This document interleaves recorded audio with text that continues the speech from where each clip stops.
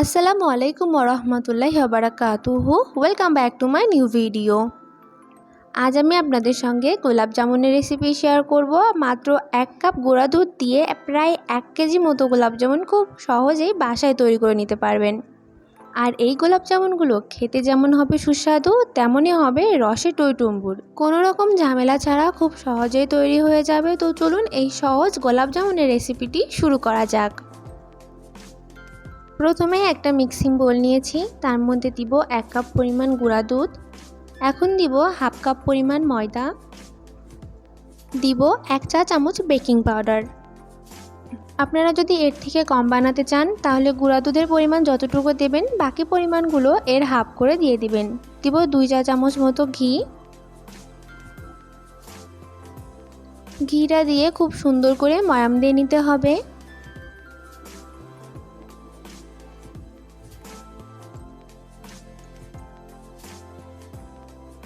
ঘিটা খুব ভালো করে মিশিয়ে নিব। মেশানো হয়ে গেলে এখন এর মধ্যে দিব হাফ কাপ পরিমাণ দুধ। দুধটা আগেই জাল করে ঠান্ডা করে নিয়েছি। এখন সবগুলো উপকরণ খুব ভালো করে মিশাবো। প্রথম অবস্থায় এরকম আঠালো থাকতে পারে, এতে ভয় পাওয়ার কোনো কারণ নেই। কিছুক্ষণ রেস্টে রেখে দিলেই এই মিশ্রণটা শক্ত হয়ে যাবে। মাখানো হয়ে গেলে এখন এটাকে 10 মিনিটের জন্য রেস্টে রেখে দিব। এখন শিরাটা তৈরি করার জন্য এখানে নিব 1.5 কাপ পরিমাণ চিনি।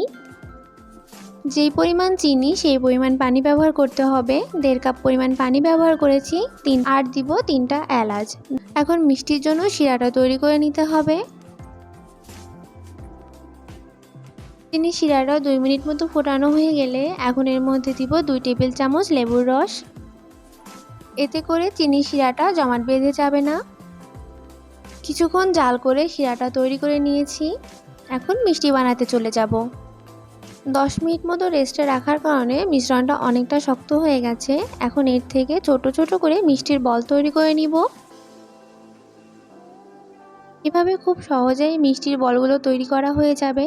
একে একে আমি সবগুলো বল তৈরি করে নিব।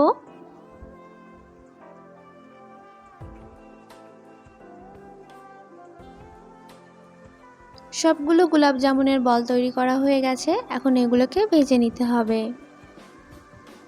এর জন্য একটা প্যানে তেল গরম করে নিয়েছি। হাত ডোবাতে পারবেন এরকম প্রথমে তেলটা গরম করে নিব। তার মধ্যে এই গোলাপ জামুনের বলগুলো দিয়ে দিতে হবে। এই অবস্থায় চুলার আঁচটা লো রাখতে হবে। যখন মিষ্টিগুলো এইভাবে ফুলে উপরে উঠে আসবে তখন চুলার আঁচটা বাড়িয়ে দিতে হবে। আমার একটু লেট হয়ে যাওয়ার কারণে আমার 2-1টা মিষ্টি ফেটে গেছে। তবে আপনারা যখন তৈরি করবেন তখন মিষ্টিগুলো উপরে ওঠার সঙ্গে সঙ্গেই চুলার আঁচটা বাড়িয়ে দিবেন, তাহলে মিষ্টিগুলো ফেটে যাবে না। মিষ্টি ফেটে গেলেও সমস্যা নেই, চিনি শিরার মধ্যে দিলে এটা একদম পারফেক্টলি তৈরি হয়ে যাবে। সবগুলো মিষ্টি তেল থেকে উঠিয়ে সরাসরি চিনি শিরার মধ্যে দিয়ে দিব 1 ঘন্টার জন্য। 1 ঘন্টা পর দেখুন মাশাআল্লাহ মিষ্টিগুলো ফুলে ডাবল হয়ে গেছে আর রসে একদম টুপটুপ করছে। আমি একটা হাতে নিয়ে আপনাদের দেখাচ্ছি গোলাপ জামুনটা কত স্পঞ্জি হয়েছে আর রসে কীরকম টুপটুপ করছে আর একদমই সফট হয়েছে। এই রেসিপিতে এই গোলাপ জামুনগুলো একবার বাসায় ট্রাই করতে পারেন, ইনশাআল্লাহ একদম পারফেক্ট হবে। আমি আপনাদের একটা কেটে দেখাচ্ছি, দেখুন ভিতরেও একদম পারফেক্টলি হয়েছে। আশা করি আমার আজকের এই রেসিপিটি আপনাদের কাছে ভালো লেগেছে। দেখা হবে নতুন আরেকটি ভিডিওতে। আল্লাহ হাফেজ।